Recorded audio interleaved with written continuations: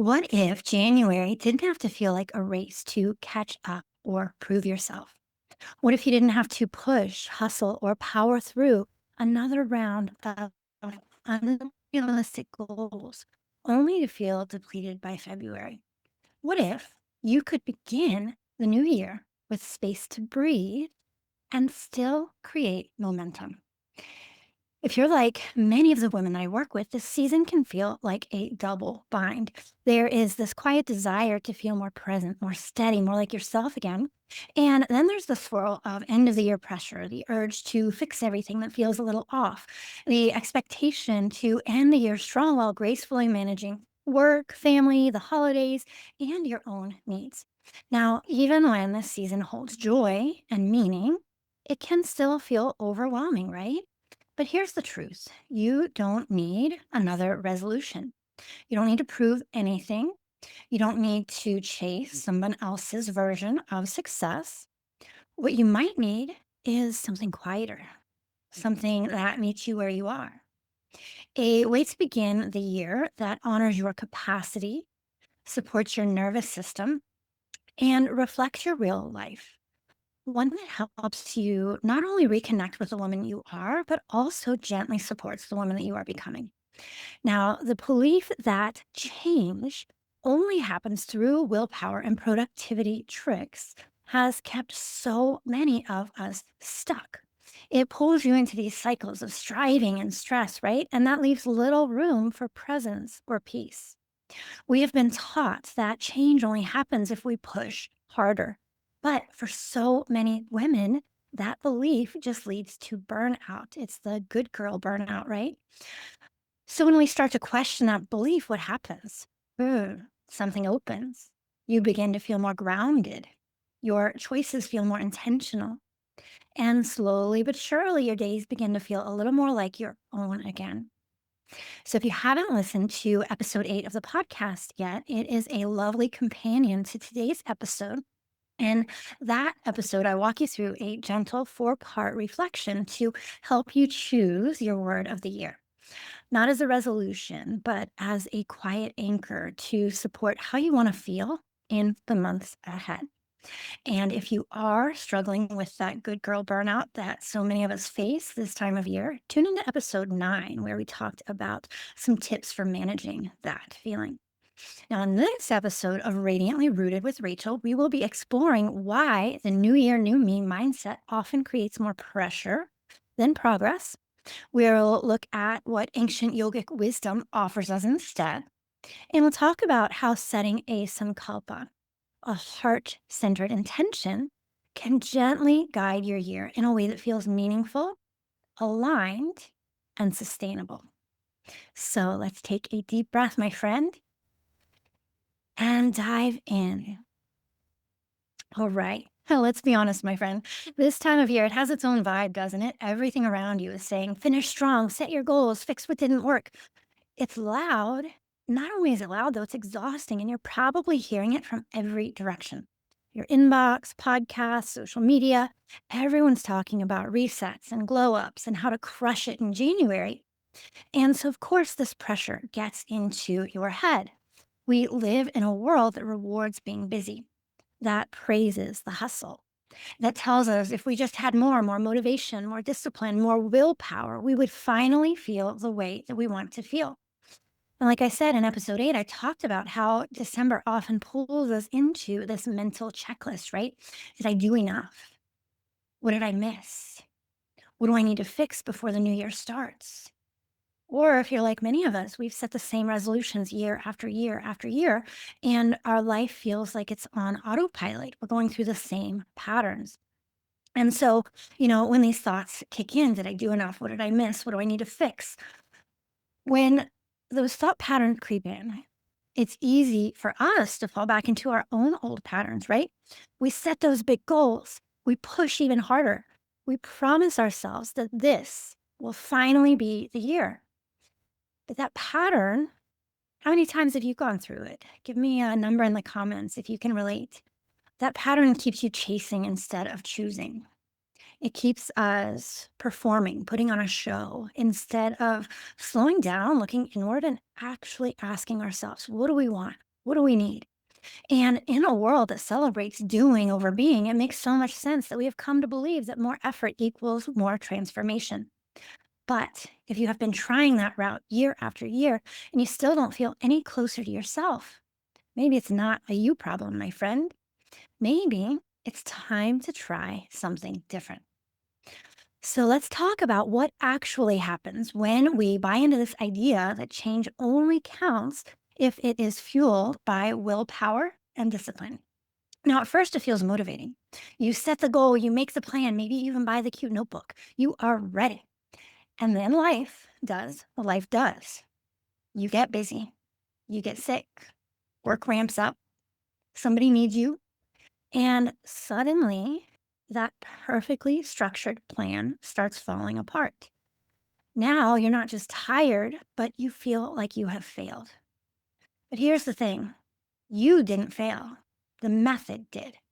This resolution style approach tells you that if you just try harder, push more, or stay perfectly consistent, you will finally become the version of yourself that you're chasing. But it is a setup, my friend. It is not designed for real life, not modern life, the way we live it these days. What it actually creates is a cycle of starting strong, falling off, blaming yourself, and then repeating it all over again next year. And while you are busy trying to stay on track, you're also missing something really important, how you actually feel. This kind of pressure pulls you out of your body, out of your own inner wisdom, and it keeps you focused on doing more instead of asking whether those actions are even aligned with what it matters to you. Real, sustainable change doesn't come from force, it comes from awareness, from paying attention, from getting honest about what's working and what's not, and from moving through your days in a way that supports who you already are, not just who you think you're supposed to be. So let's talk about Sankalpa. Have you ever heard this word before? Let me know in the comments. Sankalpa is a Sanskrit word that loosely translates to a heartfelt intention or a resolve that is formed in the heart and the mind. And Sankalpa, that word comes from ancient yogic philosophy, and it is often used as part of meditation or our spiritual practice. But it's not just a concept from long ago. It is a living, accessible way to create meaningful change by aligning your actions with your deeper values. On the surface, it's a simple word. But in the yogic tradition, Sankalpa is a powerful practice. It's not about setting a goal or fixing what's wrong. It's about remembering who you are and choosing to live in alignment with that truth. One day, one step at a time. A sankalpa is a heart centered intention. It is a quiet vow that you make to yourself, not from pressure, but from presence. And unlike resolutions, which often start from a place of lack, I should be better, I need to do more. A sankalpa begins with the understanding that you are already whole. You are already enough exactly as you are. So the practice is not about striving, it's about listening inward. It's about choosing a direction that feels honest and staying in relationship with it over time. In yogic philosophy, sankalpa is more than just mindset.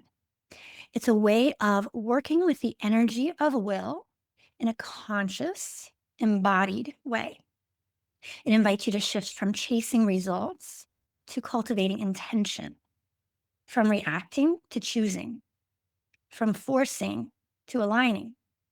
It is rooted in ancient wisdom, but it is incredibly relevant to modern life, especially if you are someone who has spent years pushing and producing and now just wants to feel more connected and more clear. Your sankalpa becomes a thread that you return to again and again, a simple reminder of what matters to you, especially when life gets chaotic. It helps you make daily choices that feel supportive, not stressful. It's not about doing it perfectly. No, it's about returning again and again with compassion. And that return, my friend, that is the practice. Now, in episode 8, I guided you through a four-part reflection to help you choose your own word of the year. And it's not just to have a theme, but to root into something deeper. Your Sankalpa is that root. It's what steadies you when things feel shaky. It helps you live your values, not just name them. This is the kind of change that doesn't just look good on paper. It feels good in your body.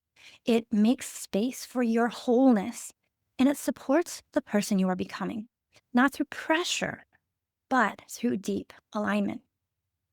And if you are craving a gentle but powerful way to set your own intention, I would love to invite you to my free 3-day New Year Visioning Workshop. It is happening live December 29th through the 31st, and it is designed to help you start the year grounded, not overwhelmed. You can sign up at the link in the description. So, if you're feeling this call to go a little deeper, to root your year in something more soulful and steady, you can also turn to the yamas. What are the yamas? If you know, let me know in the comments, raise your hand. The yamas are the ethical foundations of the yoga path. Stay with me. The yamas are often described as restraints, but it's not meant to be in a rigid or punishing way. Instead, I like to think of them as compassionate guides. These are teachings that help us to live in right relationship with the world around us and within ourselves.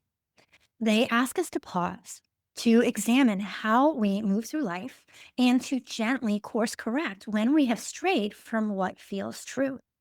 These teachings are thousands of years old, but they're still profoundly relevant, especially if you're craving more alignment, more honesty, and more clarity in the year ahead. There are 5 yamas. I'm going to share 3 of them with you today that feel especially meaningful right now. The first one is ahimsa.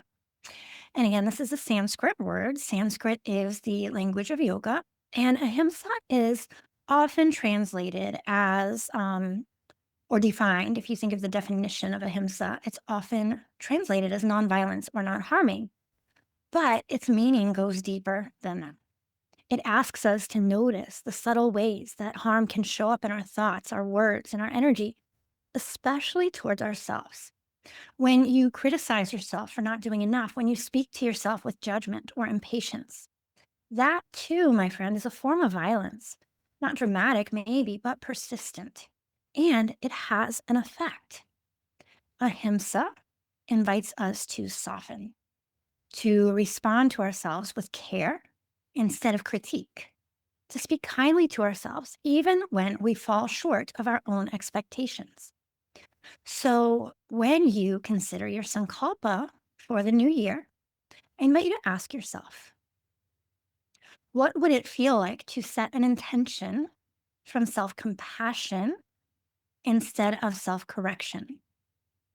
What would it feel like to set an intention from self compassion instead of self correction? What if the way you move through the year is just as important as what you are moving towards?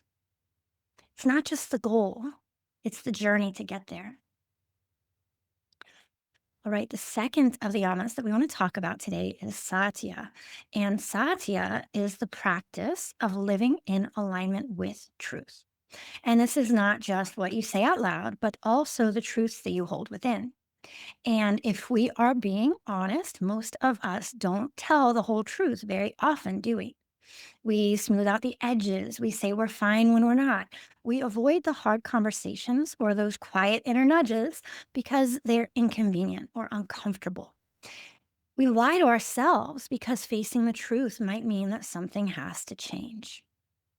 Now, Satya doesn't demand confrontation. Instead, it invites clarity. It helps you get honest with yourself about what you want, what's working, what's not, and what you've been pretending not to know.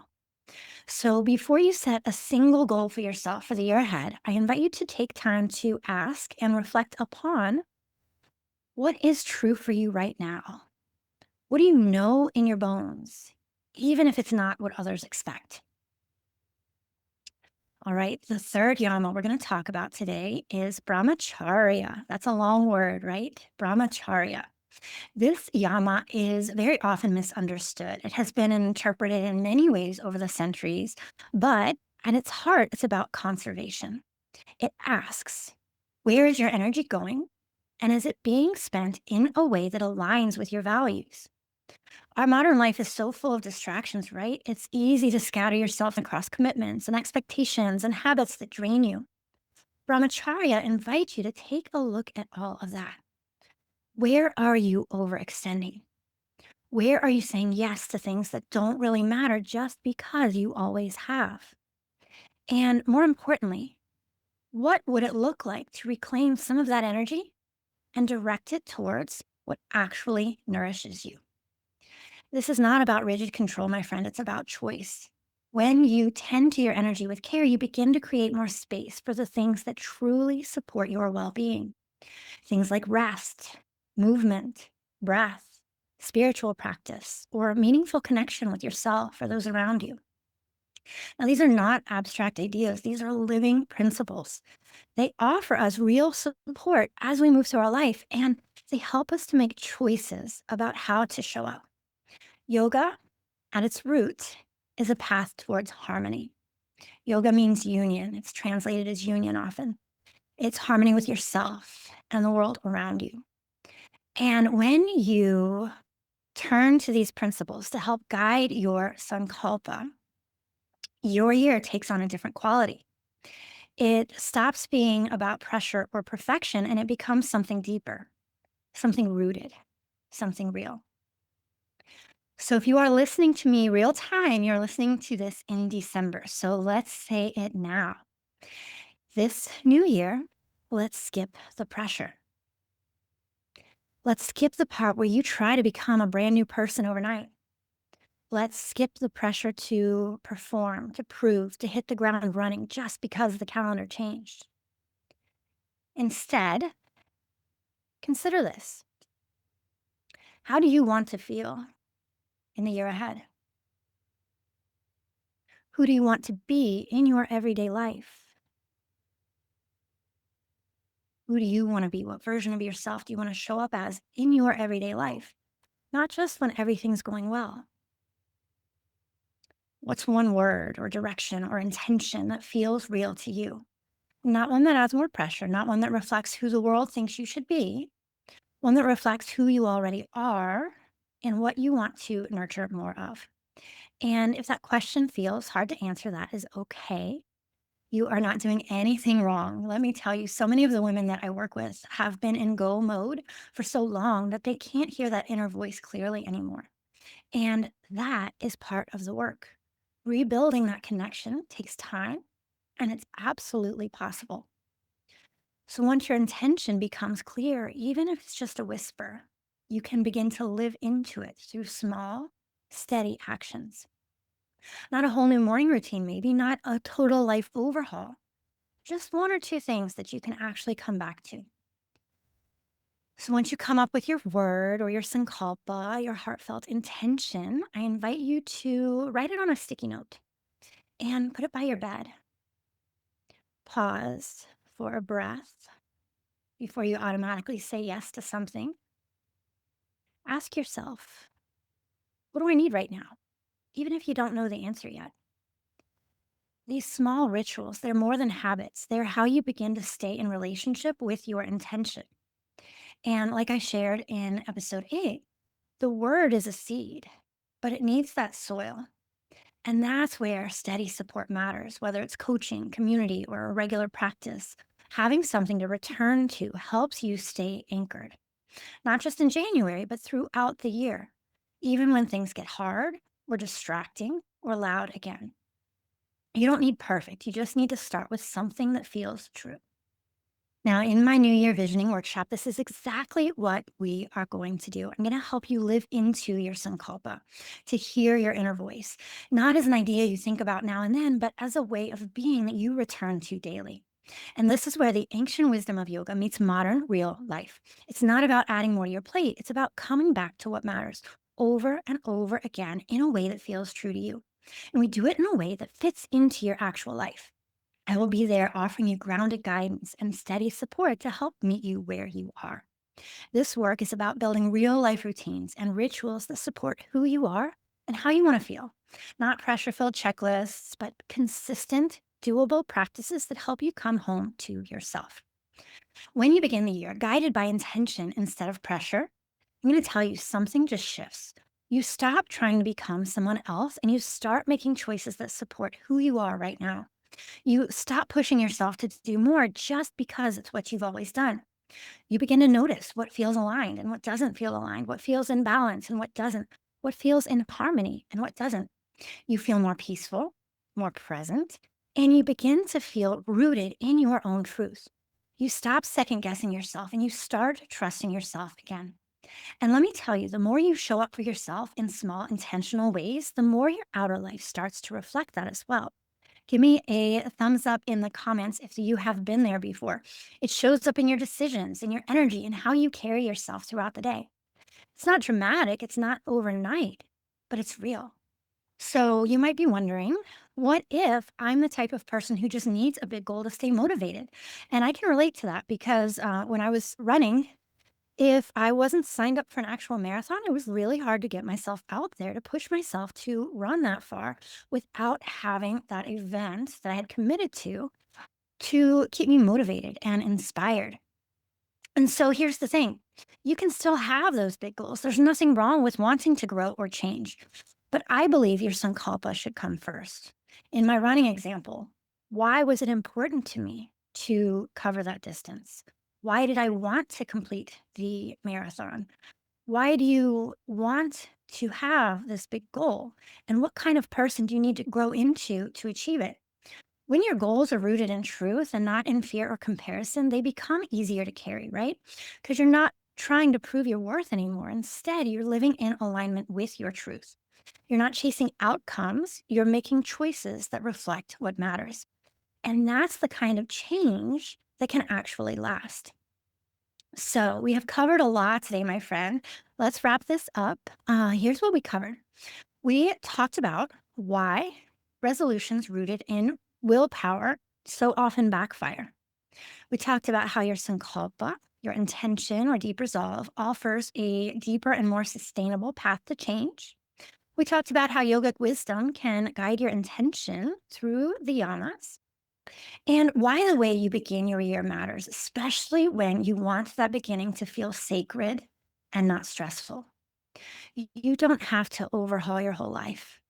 You don't have to fix yourself. You just have to choose what matters the most to you and begin there.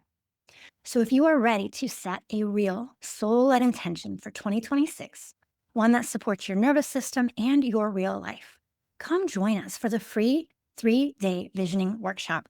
You will walk away with a plan that actually feels good in your body. The link is in the show notes to register, and I would love to see you there. Now, on day 1, we recenter. This is where you learn to feel more steady in your body and your mind so that your head and your heart can work together again. Remember that Sankalpa is an intention for the head and the heart. Day 2, we reground, reflecting on what really matters to you now. Not the shoulds, just what is true and aligned. And on day 3, we reconnect. We set clear, doable intentions, and we're going to actually create a gentle 14-day practice plan to help you start the new year with intention so you can stay connected to your intentions without burning out. By the end of our time together, you're going to walk away with a calm, grounded sense of what actually matters to you right now, a clear, pressure-free intention, or maybe a few intentions for the year ahead, and a simple 14-day support plan to help you start your journey with zero hustle. So I thank you, my friend, for spending this time with me. I hope that this episode gave you a new way to approach the year ahead, one that feels honest, steady, and rooted in what matters to you. I wish you a beautiful holiday season, a mindful and intentional start to your new year, and I hope to see you back for the next episode of Radiantly Rooted with Rachel. Thanks for listening to Radiantly Rooted with Rachel. If this episode brought you a little more clarity, grounding, or inspiration, I'd love it if you shared it with a friend or left a quick review. It really helps more women find this space and feel supported on their own path. And if you are craving more soulful support, head on over to rachelhupp.com to join my email list. That's where I send free resources, gentle guidance, and invitations to go deeper. Until next time, trust yourself and root in to what matters. Because the life you want, it starts by coming back home to you.